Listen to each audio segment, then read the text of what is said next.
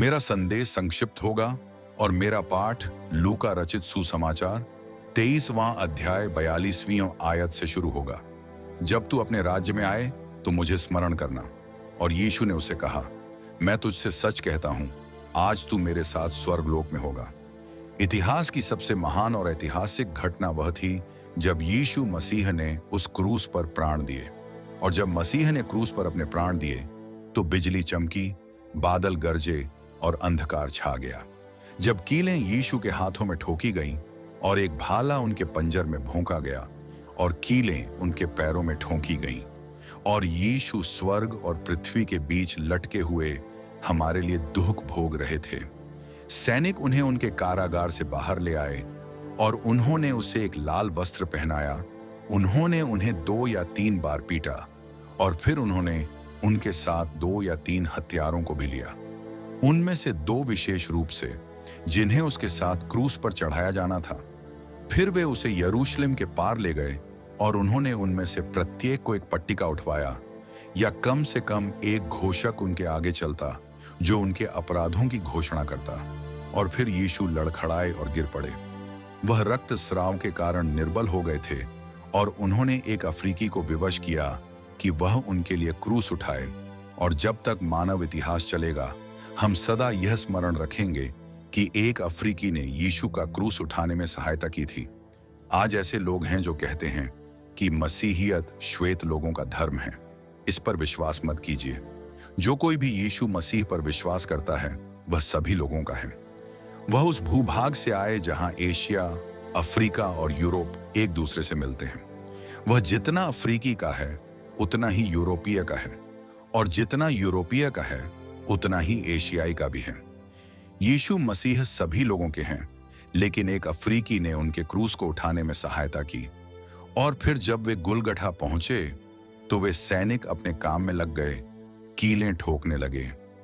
वे 2 हत्यारे और चोर जो यीशु के साथ क्रूस पर चढ़ाए गए थे चिल्ला रहे थे, चीख रहे थे, रो रहे थे, पर यीशु ने एक शब्द भी नहीं कहा। और उन्होंने कुछ औषधीय शराब ली जो एक प्रकार की बेहोशी देने वाली दवा थी और उन्होंने उसे उन 2 चोरों को दी और उन्होंने वह यीशु को भी दी और उन्होंने उसे अस्वीकार कर दिया क्योंकि वह हमारे स्थान पर मृत्यु के अत्यंत कड़वे प्याले को पूरी तरह पीना चाहते थे।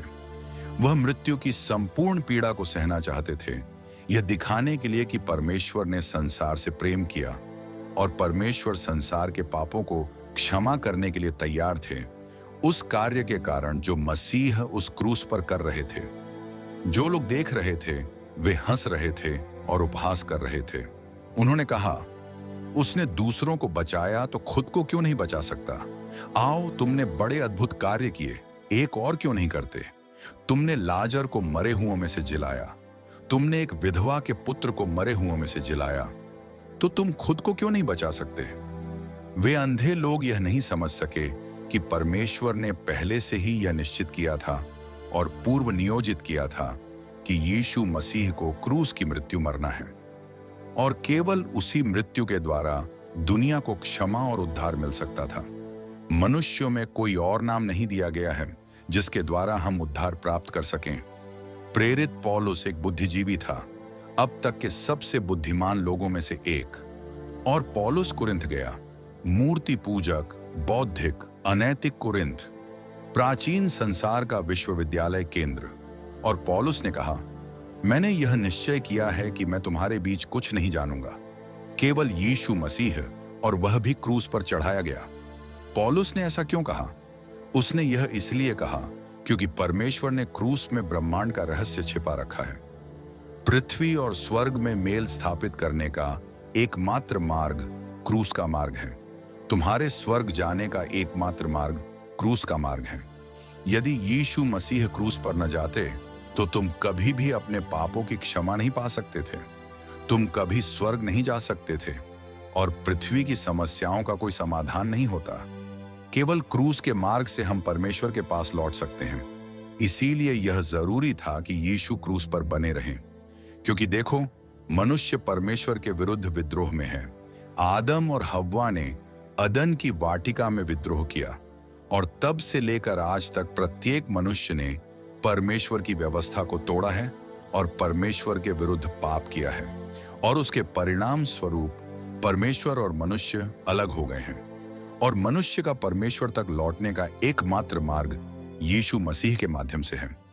मनुष्य ने व्यवस्था को तोड़ा। मनुष्य मृत्यु के योग्य था, वह न्याय के योग्य था, वह नरक के योग्य था। परंतु परमेश्वर ने कहा, रुको, मैं अपने पुत्र को दूंगा, मैं उसे मरने दूंगा, मैं उसे तुम्हारे लिए न्याय और नरक भोगने दूंगा। और यदि तुम मेरे पुत्र पर विश्वास और भरोसा करोगे तो मैं तुम्हारे पाप को क्षमा कर दूंगा, मैं तुम्हारे जीवन को बदल दूंगा, मैं तुम्हें एक आंतरिक शांति और आनंद और संतोष दूंगा जो तुम किसी और मार्ग से कभी नहीं पा सकते। यीशु उस क्रूस पर तुम्हारे पापों के लिए मर रहे थे और तुम्हारे पापों के लिए। कुछ लोग कहते हैं, तुम अपने सुसमाचार को प्रासंगिक क्यों नहीं बनाते? आज रात दुनिया का सबसे प्रासंगिक संदेश यह है कि मसीह तुम्हारे लिए मरे, वह तुम्हारे स्थान पर मरे। उन्होंने तुम्हारे लिए अपना लहू बहाया, और उस अनुभव के बिना कोई भी स्वर्ग नहीं जा सकता। हाँ, यीशु मसीह मरे, और लोग हंसते रहे और ठट्ठा करते रहे। और दो लोग जो सबसे अधिक हंस रहे थे और उपहास कर रहे थे, वे ये दो चोर और हत्यारे थे जो उनके साथ मर रहे थे। वे दोनों उसका उपहास कर रहे थे, परंतु उनमें से एक अजीब रूप से शांत हो गया। और अंततः यह जो शांत हो गया था, वह मुड़ा और दूसरे चोर या हत्यारे को डांटा और कहा, हम न्यायपूर्वक मर रहे हैं, हम क्रूस पर चढ़ाए जाने के योग्य हैं, परंतु यह व्यक्ति नहीं, यह एक अच्छा व्यक्ति है, यह परमेश्वर का पुत्र है। फिर वह उसकी ओर मुड़ा और उससे एक ऐसा प्रश्न पूछा जो असंभव और अविश्वसनीय सा प्रतीत होता था। उसने कहा, जब तू अपने राज्य में आए तो मुझे स्मरण करना। क्या तू मुझे स्मरण करेगा प्रभु? और फिर यीशु ने दुनिया के इतिहास में सबसे चौंकाने वाले उत्तरों में से एक दिया। स्वर्ग के स्वर्गदूत अवश्य कांप गए होंगे, चौंक गए होंगे और चकित हो गए होंगे जब उन्होंने वह उत्तर सुना जो यीशु ने दिया। यीशु ने कहा, आज ही तू मेरे साथ स्वर्ग में होगा। कल्पना कीजिए, यहां एक चोर था, एक हत्यारा, एक ऐसा व्यक्ति जिसने हर प्रकार का अपराध किया था, मर रहा था, और मरते समय यीशु की ओर मुड़ता है और कहता है, प्रभु मुझे स्मरण करना। उसने यह तक नहीं कहा कि मुझे क्षमा कर। उसने यह भी नहीं कहा, प्रभु मुझे स्वर्ग ले चलो। उसने यह नहीं कहा, प्रभु मुझे पसंद कर। उसने केवल इतना कहा, प्रभु मुझे स्मरण करना। और यीशु ने बिजली की गति से उत्तर दिया और कहा, आज ही तू मेरे साथ स्वर्ग में होगा। और तुम सब लोगों से जो सोचते हो कि तुम एक क्षण में नहीं बदल सकते, और इस समय, इस क्षण, इस बारिश में, बैटन रूज में तुम उद्धार नहीं पा सकते और तुम्हारा संपूर्ण जीवन नहीं बदल सकता। तुम नए नियम की कहानियां पढ़ो और वे मुलाकातें जो लोगों की यीशु से हुई। तुम में से कई लोग आज रात इस बारिश में आए जिन्होंने कभी सोचा भी नहीं था कि वे यीशु से मिलने जा रहे हैं। तुम जिज्ञासा के कारण आए, या इसीलिए आए क्योंकि तुम्हारी बस पहले से ही निकल चुकी थी, या तुमने अपने दोस्तों से आने का वादा किया था, या तुम यहां विश्वविद्यालय के छात्र हो और जिज्ञासा से आए। नए नियम के बहुत से लोग जो यीशु के पास आए, उन्होंने भी कभी यह योजना नहीं बनाई थी। उन्होंने कभी नहीं सोचा था कि उनका जीवन बदल जाएगा। यह चोर जो क्रूस पर था, जो पहले जेल में था, उसे मालूम था कि वह क्रूस पर मरेगा। उसे मालूम था कि वह इसका हकदार है। उसने कभी कल्पना भी नहीं की थी कि उस रात आने से पहले उसी दिन वह स्वर्ग में होगा। वह न्याय के योग्य था, वह नरक के योग्य था। मैं एक दिन उस व्यक्ति से स्वर्ग में मिलूंगा, परमेश्वर की अनुग्रह से। वह अपने अच्छे कामों से उद्धार नहीं पाया, उसे बपतिस्मा लेने तक का समय भी नहीं मिला, उसे किसी भी चीज के लिए समय नहीं मिला, फिर भी वह स्वर्ग में है। यह परमेश्वर की अनुग्रह और करुणा है। मैं तुम्हें बताना चाहता हूं कि मनुष्यों की समस्त भाषा में सबसे महान शब्द है क्षमा। यीशु ने उसे उसके हर पाप से क्षमा कर दिया जो उसने कभी किया था। उसका पाप पत्र पूरी तरह से साफ कर दिया गया और वह स्वर्ग में था। इस पद के बारे में 3 बातें हैं। पूरा सुसमाचार इसमें समाहित है। यहां पश्चाताप है। यह संपूर्ण बाइबल में एकमात्र मृत्युशैया पर पश्चाताप की घटना है। मुझे नहीं पता कि उस व्यक्ति को वह प्रश्न पूछने या वह वाक्य कहने के लिए किस बात ने प्रेरित किया। शायद वह प्रार्थना थी जो यीशु ने अभी अभी की थी। हे पिता, इन्हें क्षमा कर, ये नहीं जानते कि क्या कर रहे हैं। शायद वह बात थी जो यीशु ने यूहन्ना से कही थी अपनी माता के विषय में। मुझे नहीं पता कि वह क्या था, पर पवित्र आत्मा ने उसका उपयोग किया। पवित्र आत्मा ने उसका उपयोग किया उसे दोषी ठहराने के लिए और उसे यह समझाने के लिए कि उसे यीशु की जरूरत है, और उसने उसी क्षण अपने पापों का पश्चाताप किया और वह उद्धार पा गया। मैं कल्पना कर सकता हूं कि दूसरा चोर कह रहा होगा, अरे तुमने यह क्या किया? क्या तुम कोई प्रचारक बन गए हो? याद है, हमने उस बूढ़े व्यापारी को उसके सोने के लिए गला घोंटा था। याद है, तुमने उस छोटे बच्चे का अपहरण किया था। याद है, उस लड़की के साथ तुमने बलात्कार किया था। याद है, उस व्यक्ति की तुमने हत्या की थी। क्या तुम सोचते हो कि परमेश्वर तुम्हें क्षमा कर सकता है? क्या तुम प्रचारक बन गए हो? वह तुम्हें क्षमा नहीं कर सकता। मुझे कोई फर्क नहीं पड़ता कि तुम्हारा पाप क्या है। मुझे कोई फर्क नहीं पड़ता कि तुम पाप में कितने गहरे चले गए हो। मुझे कोई फर्क नहीं पड़ता कि तुमने क्या किया है। परमेश्वर तुम्हें क्षमा कर सकता है। परमेश्वर तुम्हें शुद्ध कर सकता है। परमेश्वर तुम्हें आज रात एक नया व्यक्ति बना सकता है, यदि तुम अपना विश्वास और भरोसा उसमें रखो। हाँ, उसने पश्चाताप किया, और दूसरी बात जो उसने की, उसने विश्वास किया। बाइबल कहती है, यदि हम अपने हृदय में विश्वास करें कि परमेश्वर ने उसे मरे हुओं में से जिलाया, तो हम उद्धार पाएंगे। शास्त्र कहता है, प्रभु यीशु मसीह पर विश्वास कर और तू उद्धार पाएगा। जितनों ने उसे ग्रहण किया, उन्हें उसने परमेश्वर की संतान होने का अधिकार दिया। उनको जो उसके नाम पर विश्वास करते हैं। बस पश्चाताप करो और विश्वास करो, और फिर तुम उद्धार पाओगे। उसने कहा, जब तू अपने राज्य में आए, मानो वह किसी दूर भविष्य के राज्य की बात कर रहा हो, कहीं बहुत दूर की कल्पना। लेकिन यीशु ने उत्तर दिया, आज ही, अभी तू उद्धार पाएगा। अभी तू अनंत जीवन पा सकता है। तू अभी अपने भरोसे और विश्वास को मसीह पर रख सकता है। और उस चोर ने ऐसा ही किया, और उसी दिन वह स्वर्ग गया। अब वह शब्द स्मरण कर उस पर एक क्षण ध्यान दीजिए। उसने कहा, प्रभु मुझे स्मरण करना। क्या आप जानते हैं कि परमेश्वर भूल भी सकता है? क्या आपको पता है कि यिर्मयाह 31:34 में लिखा है, मैं उनका अधर्म क्षमा करूंगा और उनके पाप को फिर स्मरण न करूंगा। परमेश्वर भूल सकता है। वह तुम्हारे पाप को भूल सकता है। तो परमेश्वर क्या नहीं भूलता? परमेश्वर ब्रह्मांड को नहीं भूलता। वह वर्षा भेजता है। हाँ, वर्षा धर्मी और अधर्मी दोनों पर होती है। सूरज धर्मी और अधर्मी दोनों के लिए उगता है। परमेश्वर हम सबको अपने आशीर्वादों से आशीषित करता है। वह कभी नहीं भूलता। कल्पना कीजिए, अगर वह वर्षा भेजना भूल जाए, अगर सूरज चमकना बंद कर दे, तो धरती बर्फ की चट्टान बन जाएगी।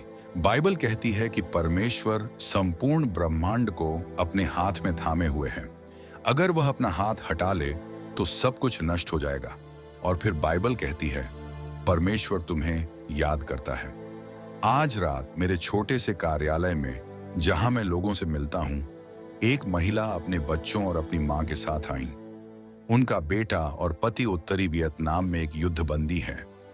मुझे नहीं लगता कि हम में से कोई भी कभी जान पाएगा कि इन परिवारों ने क्या क्या सहा है, न ही यह कि उन सैनिकों ने मानसिक और शारीरिक रूप से क्या क्या सहा होगा, जो शायद कभी जान भी ना पाए।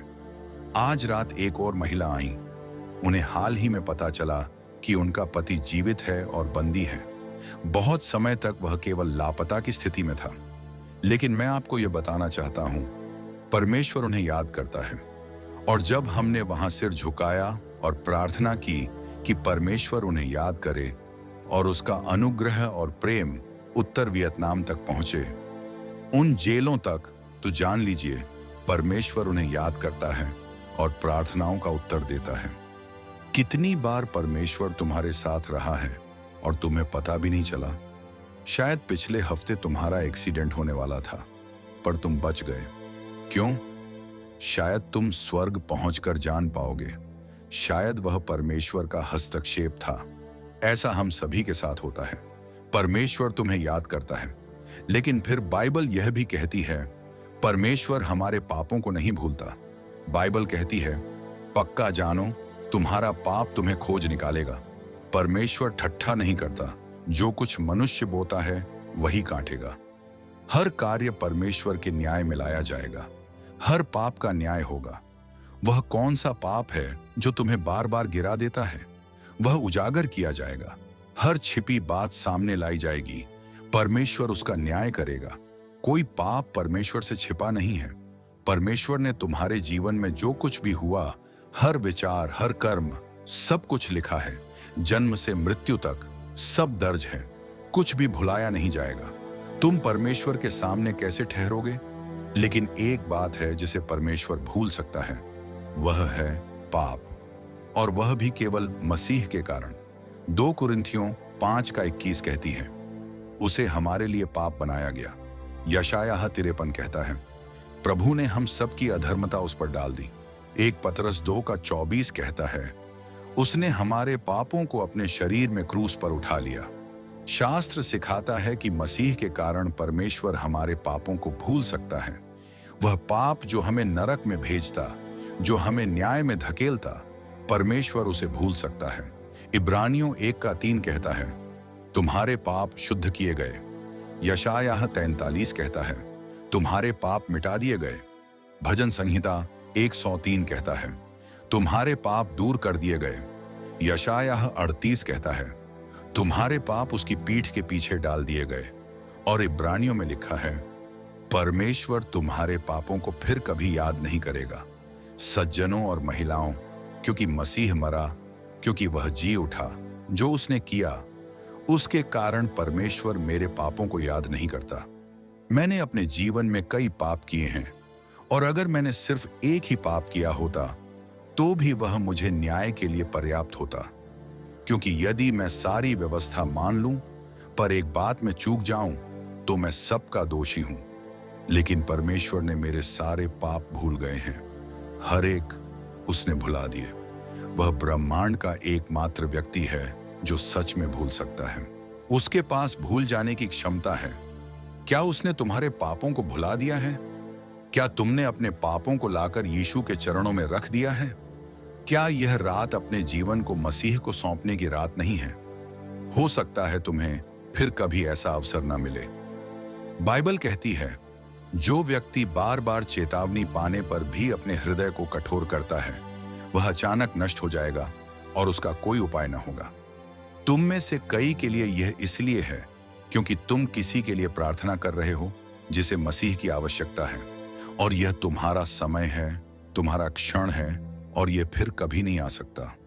मैं तुमसे कुछ ऐसा करने के लिए कहने जा रहा हूं जो मैंने लंदन में लोगों को करते देखा, मैंने सैन डिएगो में लोगों को ऐसा करते देखा, मैंने पिट्सबर्ग में लोगों को ऐसा करते देखा। मैं तुम में से अनेक से कहने जा रहा हूं कि अभी अपनी सीट से उठो और कहो मैं मसीह को अपने जीवन में चाहता हूं। मैं चाहता हूं कि मेरे पाप क्षमा हो जाए। मैं जानना चाहता हूं कि मैं स्वर्ग जा रहा हूं। मैं जानना चाहता हूं कि अंतिम न्याय के दिन मैं दोषी नहीं ठहराया जाऊंगा। मैं चाहता हूं कि मसीह की सामर्थ्य से मेरा जीवन बदल जाए। पुरुष, महिलाएं, युवक, युवतियां, परमेश्वर ने तुमसे बात की है। तुम्हें मसीह की आवश्यकता है, और इस जैसे क्षण को तुम कभी नहीं भूलोगे। मैं कुछ महीने पहले पूर्वी एशिया में एक मिशनरी से मिला। उसने कहा कि मैंने उन रातों में से एक रात को वेम्बली स्टेडियम में मसीह को स्वीकार किया जब इंग्लैंड में मूसलाधार बारिश हो रही थी। मैं कीचड़ में टखनों तक खड़ा था ताकि मसीह को पा सकूं, और उसने कहा मैं परमेश्वर का धन्यवाद करता हूं, क्योंकि यदि वह बारिश न होती तो मुझे नहीं पता कि उस रात में आता या नहीं। लेकिन उसने कहा बारिश में आगे आने की चुनौती में कुछ था जिसने मुझे चुनौती दी, और उस रात ने मेरा जीवन बदल दिया। हां, आना आसान नहीं है, लेकिन मसीह तुम्हारे लिए क्रूस पर गया।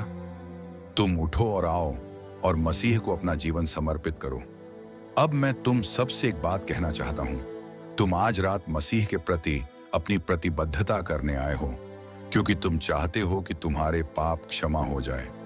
तुम जानना चाहते हो कि तुम स्वर्ग जा रहे हो। तुम अपने जीवन में एक नई दिशा चाहते हो और तुम मसीह के प्रति अपनी प्रतिबद्धता करने आए हो, क्योंकि तुम चाहते हो कि वह तुम्हारे पापों को भुला दे और तुम्हारी आत्मा को बचा ले। तो मैं तुम्हें बताना चाहता हूं, वह तुम्हें याद करता है और वह तुमसे प्रेम करता है और वह तुम्हें क्षमा करना चाहता है। वह तुमसे प्रेम करता है। अब यह याद रखो कि परमेश्वर तुमसे प्रेम करता है और वह अतीत के सभी पापों को क्षमा करने और भुलाने को तैयार है। और आज से 4 बातें बहुत महत्वपूर्ण हैं। पहली बात, हर दिन अपनी बाइबल पढ़ो। यह तुम्हें आत्मिक रूप से बढ़ने में मदद करेगा। शास्त्र कहता है, वचन के सच्चे दूध की लालसा करो जिससे तुम उससे बढ़ सको। तुम मसीही जीवन में तब तक नहीं बढ़ सकते जब तक तुम हर दिन बाइबल नहीं पढ़ते और उसका अध्ययन नहीं करते। दूसरी बात, प्रार्थना करो। परमेश्वर तुम्हारी प्रार्थना सुनेगा और उसका उत्तर देगा। अब तुम उसके बच्चे हो, वह तुमसे प्रेम करता है। हर बात को प्रार्थना में परमेश्वर के सामने लाओ, वह तुम्हारी प्रार्थनाओं का उत्तर देगा। कोई भी दिन ऐसा न जाने दो जिसमें तुम कुछ मिनट सुबह, शाम और दिन भर प्रार्थना में न बिताओ। और हर बात के लिए प्रार्थना करो, चाहे वो कितनी भी छोटी क्यों ना हो। कोई बात इतनी छोटी नहीं है कि परमेश्वर को बताई ना जा सके। तीसरी बात, मसीह की गवाही दो। तुम गवाही कैसे देते हो? तुम अपने चेहरे की मुस्कान से गवाही देते हो। तुम उस नए व्यवहार से गवाही देते हो जो अब छात्रावास में है। काम के प्रति नया दृष्टिकोण, घर में नया व्यवहार। और फिर तुम गवाही देते हो जब तुम किसी दूसरी जाति के व्यक्ति के पास जाकर उसके साथ कृपालु, विनम्र और दयालु व्यवहार करते हो। और लोग जल्दी ही कहेंगे, अरे तुम्हारे साथ क्या हुआ? और तुम कह सकते हो, मैंने मसीह को पाया है, उसने मेरा जीवन बदल दिया है। यही गवाही देना है। और चौथी बात, ऐसी कलीसिया में शामिल हो जाओ जहां मसीह का प्रचार होता हो और मसीह के लिए काम करो। कलीसिया में जाओ और उसमें सेवा करो। तुम कहोगे, मुझे कलीसिया जाना अच्छा नहीं लगता। यीशु अपने समय की कलीसियाओं में गया और वे वैसी नहीं थीं जैसी उन्हें होना चाहिए था, लेकिन उसने ऐसा किया ताकि वह हमें उदाहरण दे सके कि हमें कलीसिया जाना चाहिए। 4 बातें, बाइबल पढ़ो, प्रार्थना करो, गवाही दो और कलीसिया में जाओ। अब मैं आप सबसे सिर झुकाने के लिए कहता हूं और मैं चाहता हूं कि आप यह प्रार्थना मेरे पीछे ऊंचे स्वर में दोहराएं। हे परमेश्वर, मैं एक पापी हूं। मैं अपने पाप के लिए दुखी हूं। मैं अपने पाप से मुड़ने को तैयार हूं। मैं मसीह को अपना उद्धारकर्ता स्वीकार करता हूं। मैं उसे इस क्षण से प्रभु के रूप में अंगीकार करता हूं। मैं उसका अनुसरण करना और उसकी सेवा करना चाहता हूं, उसकी कलीसिया की संगति में।